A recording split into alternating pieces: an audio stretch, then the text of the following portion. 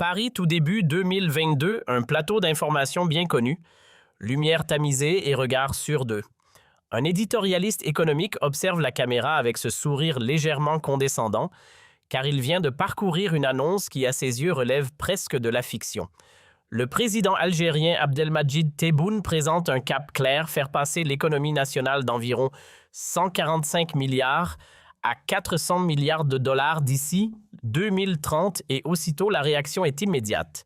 Les rires fusent, les invités s'y mettent, le plateau entier se transforme en scène de comédie, jusqu'à cette phrase lancée sur un ton moqueur: « Si l'Algérie triple son PIB en 10 ans, alors moi je décroche le ballon d'or. » Et tout le monde éclate de rire rideau sur une séquence devenue virale. Puis le temps passe, avril 2026. Même studio, même visage, même décor, mais cette fois-ci, le silence remplace l'ironie. Parce qu'entre-temps, les chiffres ont parlé, parce qu'en 2024, l'économie algérienne a déjà franchi les 266 milliards de dollars, parce que les réserves de change ont quasiment doublé, passant de 42 milliards en 2020 à plus de 80 milliards en 2026, parce que la dette extérieure s'est effondrée à 2,9% du PIB, un niveau rarissime à l'échelle mondiale, presque un cas d'école. Ce qui prêtait à sourire hier commence aujourd'hui à imposer le respect et le projet d'autrefois tourné en dérision à Paris se dessine peu à peu comme l'un des plans économiques les plus ambitieux du monde arabe depuis 3 décennies. Et pourtant, malgré l'évidence des données, un étrange silence persiste car personne, absolument personne en France, ne prend réellement le temps d'expliquer à son public ce qui est en train de se jouer de l'autre côté de la Méditerranée. Aujourd'hui, on ouvre ce dossier 4 piliers, 400 milliards de dollars visés. En 2030, des risques réels, des succès déjà mesurables et un rapport de force géoéconomique qui est en train de basculer. Voici pourquoi le plan Tebboune est peut-être le projet politique le plus sérieux de l'Algérie depuis l'indépendance. Avant d'entrer dans le vif, fais 3 gestes simples. Abonne-toi, active la cloche et dis-moi en commentaire depuis quel pays tu me regardes: Algérie, France, Canada, Belgique, Sénégal, Émirats. Et surtout, une vraie question de fond, si tu es en Algérie, est-ce que tu sens concrètement dans ta vie quotidienne, dans ton pouvoir d'achat, dans ton emploi, dans tes projets, que quelque chose a changé depuis 3 ans? Écris-le franchement parce que les chiffres macroéconomiques ne valent que s'ils touchent les gens réels. Et c'est là précisément que le plan Tebboune se joue. Maintenant, remontons à la genèse. Septembre 2019, l'Algérie vit la fin du régime Bouteflika. Le Hirak a poussé à la démission. Le pays entre dans une transition politique incertaine. Économiquement, la situation est catastrophique. Le PIB, qui avait atteint 213 milliards de dollars en 2014, s'est effondré à 170 milliards en 2019, chute de 20% en 5 ans. Les réserves de change fondent de 190 milliards de dollars en 2014 à 62 milliards en 2019. Dépendance totale aux hydrocarbures, 93% des exportations proviennent du pétrole et du gaz. Aucune diversification industrielle. Chômage des jeunes à 30%, fuite des cerveaux massive. En décembre 2019, Abdelmadjid Tebboune est élu. Il hérite d'un pays économiquement à genoux. 3 mois plus tard, la pandémie de Covid-19 frappe. Le baril de pétrole s'effondre à 20 $ en avril 2020. Catastrophe pour Alger. Le PIB chute encore à 145 milliards de dollars, plus bas point depuis 2005. C'est à ce moment précis, à ce moment où tout semblait perdu, que Tebboune réunit son conseil économique et pose une question qui va changer la donne. Je cite la note interne déclassifiée en 2023. Si nous continuons sur le modèle actuel, où serons-nous dans 10 ans? Et si nous refondions intégralement le contrat économique algérien, où pourrions-nous être? Fin de citation. La première réponse faite par un panel d'économistes internationaux consultés est brutale si l'Algérie continue comme avant. En 2030, le produit intérieur brut sera à peu près stable autour de 160 milliards de dollars. Déclin relatif, marginalisation géopolitique, risque social majeur. La seconde réponse est plus audacieuse si l'Algérie refonde son modèle avec des objectifs chiffrés précis, une discipline budgétaire, une ouverture ciblée aux investissements et surtout une diversification accélérée, alors le produit intérieur brut pourrait atteindre 350 à 400 milliards de dollars en 2030. Abdelmadjid Tebboune choisit la seconde option. Juillet 2021. Il annonce officiellement le plan. Objectif central 400 milliards de dollars de produits intérieurs bruts en 2030. Multiplication par 2,7 en 9 ans. Les médias français se moquent. Les médias algériens s'allument poliment. Les investisseurs internationaux, eux, observent avec attention parce qu'ils savent qu'un plan de ce type n'est pas un slogan, c'est un contrat. Et un contrat, ça se mesure avec des chiffres trimestriels. Maintenant, les 4 piliers. Pilier numéro 1, les énergies. Le plan Tebboune part d'un constat. L'Algérie ne sortira pas des hydrocarbures en 10 ans. C'est un mensonge politique que de le prétendre. En revanche, l'Algérie peut transformer sa rente hydrocarbures en levier pour financer sa transition. C'est exactement ce que le Qatar a fait depuis 1995, ce que l'Arabie saoudite fait depuis 2016 avec Vision 2030. L'Algérie copie cette méthode avec son propre rythme et ses propres contraintes. Dans le secteur gazier, Sonatrach a investi 40 milliards de dollars entre 2020 et 2026 pour moderniser ses infrastructures. Le gazoduc Medgaz, qui relie l'Algérie à l'Espagne via la Méditerranée, a vu sa capacité augmenter de 25% en janvier 2024. Le gazoduc Transmed, qui alimente l'Italie et une partie de l'Europe centrale, fonctionne désormais à 97% de sa capacité maximale. Les exportations de gaz algérien vers l'Europe ont bondi de 63% entre 2020 et 2025, mais surtout le volet le plus stratégique, l'hydrogène vert. On en reparlera en détail dans un épisode dédié de cette série, mais retiens dès maintenant ce chiffre, 10 milliards d'euros d'investissements européens sont déjà engagés sur les projets algériens d'hydrogène. L'Algérie, avec son soleil, son réseau gazier existant et sa proximité avec l'Europe, est la seule région au monde capable de produire et de livrer de l'hydrogène vert à un prix compétitif d'ici 2030. Cet avantage comparatif, personne d'autre en Méditerranée ne l'a, ni le Maroc, ni l'Égypte, ni la Tunisie. Pilier numéro 2, l'agriculture saharienne. C'est peut-être la partie la plus surprenante du plan parce qu'à Paris, quand on entend agriculture au Sahara, on imagine encore un désert vide. Erreur totale.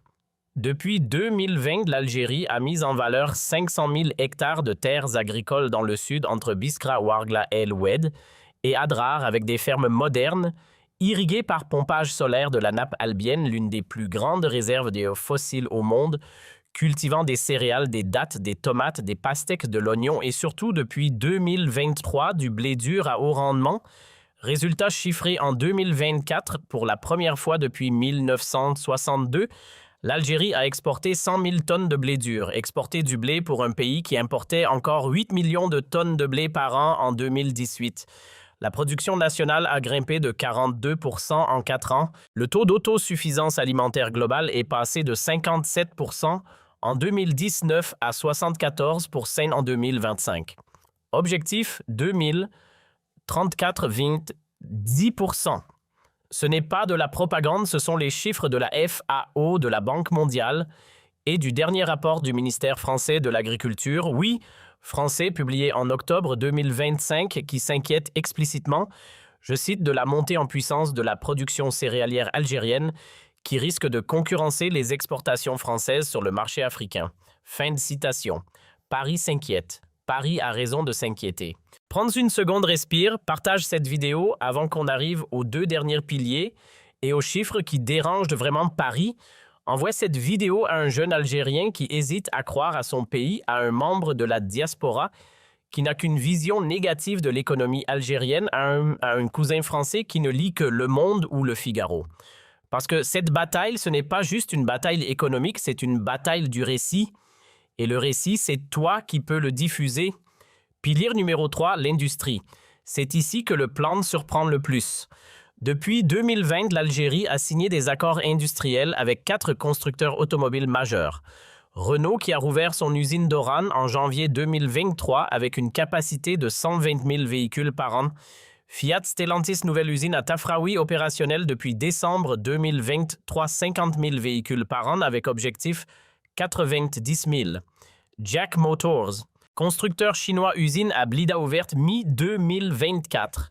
Et surtout, le plus spectaculaire BYD, le géant chinois du véhicule électrique, a signé en septembre 2025 un accord de 3 milliards d'euros pour construire à Oran la plus grande usine d'assemblage de voitures électriques d'Afrique. Démarrage prévu mi-2027. Capacité 200 000 véhicules par an.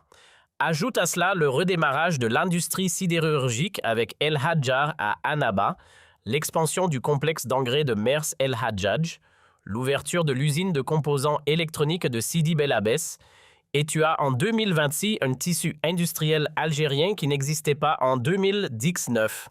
La part de l'industrie dans le produit intérieur brut est passée de 33% en 2019 à 39% en 2025.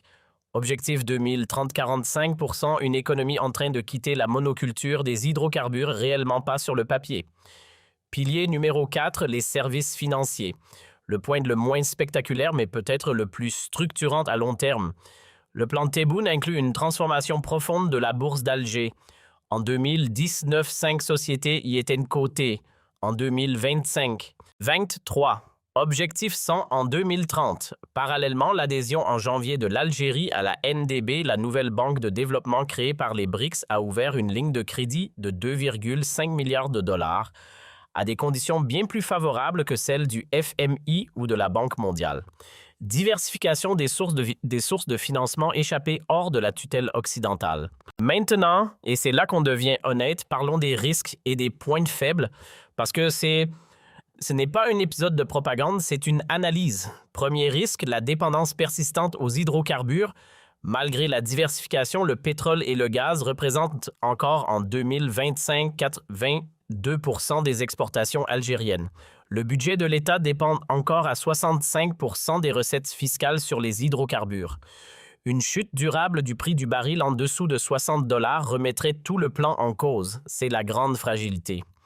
Deuxième risque, la démographie. La population algérienne est passée de 38 millions en 2014 à 46 millions en 2025.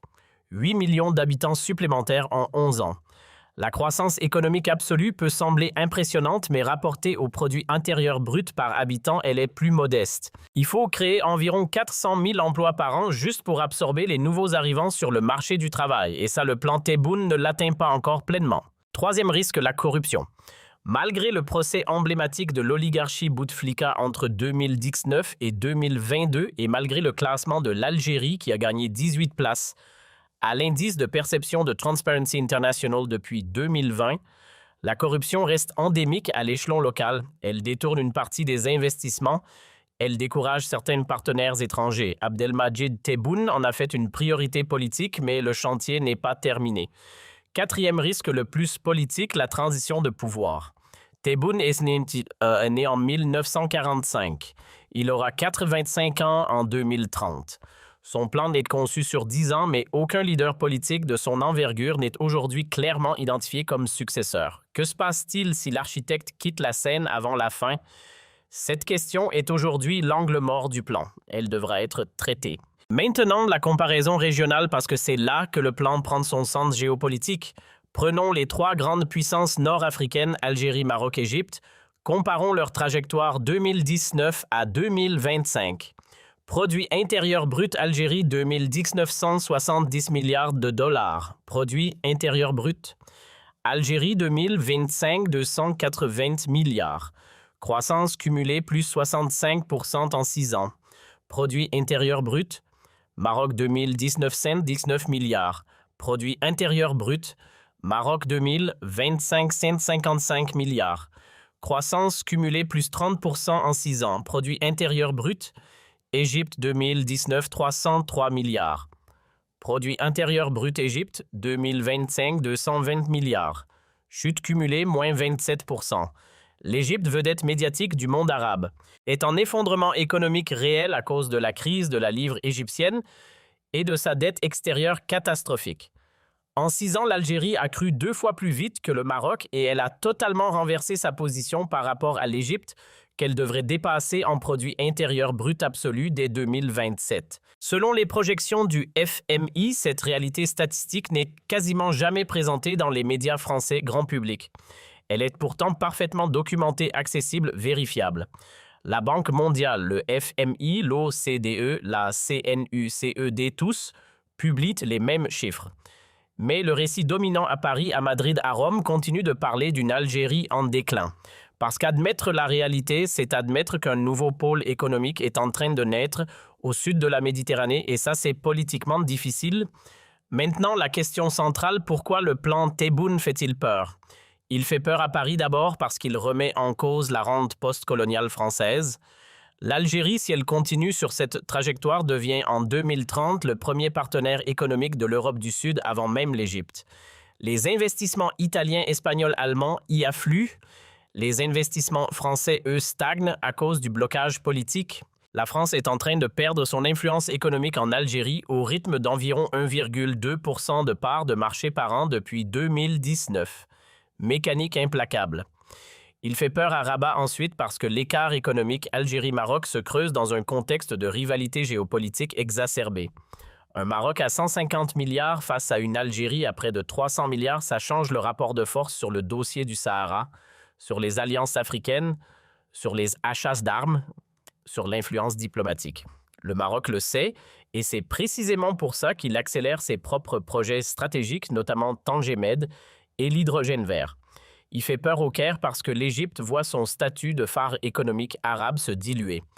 Le Caire a longtemps compté sur son poids démographique et sa position stratégique sur le canal de Suez, mais ces deux avantages pèsent moins face à une économie algérienne diversifiée. Peu endettée et désormais intégrée aux BRICS via la NDB. Il fait peur à Washington enfin dans une moindre mesure parce que une Algérie économiquement souveraine est une Algérie qui peut dicter ses propres alliances et sans dépendre du dollar, sans dépendre du FMI, avec des partenariats diversifiés entre la Chine, la Russie, l'Italie, la Turquie, les Émirats. Ce n'est pas une Algérie hostile aux États-Unis, mais c'est une Algérie qui ne prend plus ses ordres de Washington. Et ça, dans la doctrine américaine, c'est une anomalie à surveiller. Alors maintenant, posons la question qui est la vraie question. Est-ce que l'Algérie atteindra les 400 milliards de produits intérieurs bruts en 2030? Soyons honnêtes, la réponse n'est pas garantie. Le plan part sur une croissance moyenne nécessaire de 6,2% par an entre 2025 et 2030. La croissance effective sur 2022 à 2025 a été de 3,8% par an. Il faudra donc accélérer. Cela suppose 3 conditions cumulatives. Un prix du baril durablement au-dessus de 65 $, la montée en puissance effective des industries non liées aux hydrocarbures, notamment l'automobile électrique et l'hydrogène, et la stabilité politique interne avec la continuité de la vision stratégique au-delà de Abdelmadjid Tebboune. Si ces 3 conditions sont remplies, les 400 milliards sont atteignables probablement entre 350 et 420 milliards, selon les scénarios médians du FMI. Si une seule des 3 conditions manque, l'objectif sera manqué. Mais même dans ce cas-là, l'Algérie sera probablement entre 300 et 340 milliards, soit un doublement en 10 ans, ce qui reste une performance historique. La vraie question n'est donc pas l'Algérie va-t-elle atteindre exactement 400 milliards. La vraie question est l'Algérie va-t-elle définitivement changer de trajectoire économique? Et sur cette question, la réponse est oui. Le tournant est pris, les structures sont en place, le mouvement est engagé. Toi, qu'est-ce que tu en penses? Écris en commentaire. Tu crois que le plan sera atteint? Tu es sceptique? Tu penses que les obstacles internes, la corruption, la démographie vont freiner le mouvement? Tu crois au contraire que les chiffres sous-estiment la réalité? Je veux ton avis, argumente parce que c'est un débat que les médias français ne te proposent pas. Ce débat, il nous appartient. Cette vision, elle nous appartient. Et cette Algérie qui se construit, elle appartient à un seul peuple, le peuple algérien. Avant de te laisser, récapitulons. Premièrement, en 2019, l'Algérie sortait de 20 ans de rente pétrolière avec un produit intérieur brut en chute et des réserves de change en effondrement. Le plan Tebboune, annoncé en 2021, fixait un objectif de 400 milliards de dollars de produits intérieurs bruts en 2030. Les médias français s'en sont moqués. Deuxièmement, 4 ans plus tard, en 2025, le produit intérieur brut est à 280 milliards en croissance de 65% depuis 2019. Les réserves de change sont passées de 42 à 82 milliards. La dette externe est tombée à 2,9% du produit intérieur brut record mondial. Troisièmement, le plan repose sur 4 piliers. Énergie avec Medgaz Transmed et hydrogène vert. Agriculture avec 500 000 hectares au Sahara et le retour de l'Algérie comme exportateur céréalier. Industrie avec Renault, Fiat, GAC et BUD et une part industrielle en hausse.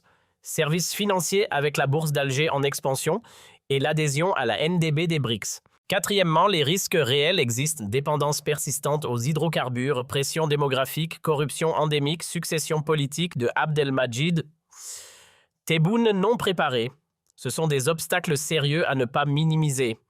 Cinquièmement, la comparaison régionale est sans appel. L'Algérie a cru 2 fois plus vite que le Maroc depuis 2019.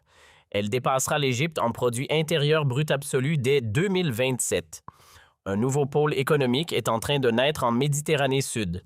Sixièmement, ce plan fait peur à Paris pour la rente postcoloniale à Rabat, pour le rapport de force régionale au Caire, pour le leadership arabe à Washington, pour l'indépendance stratégique. Et c'est précisément parce qu'il fait peur qu'il est minimisé, moqué, ignoré par les médias dominants. Si cette vidéo t'a ouvert les yeux sur ce qui se passe vraiment dans l'économie algérienne, fais 3 gestes, like, abonne-toi et partage. Partage à un jeune diplômé qui hésite à rentrer au pays, à un investisseur qui doute, à un membre de la diaspora qui n'a que la version pessimiste. Partage à un ami français qui croit que l'Algérie va s'effondrer parce que le récit se construit à chaque partage et que cette bataille du récit, on la gagne ensemble ou on la perd seul.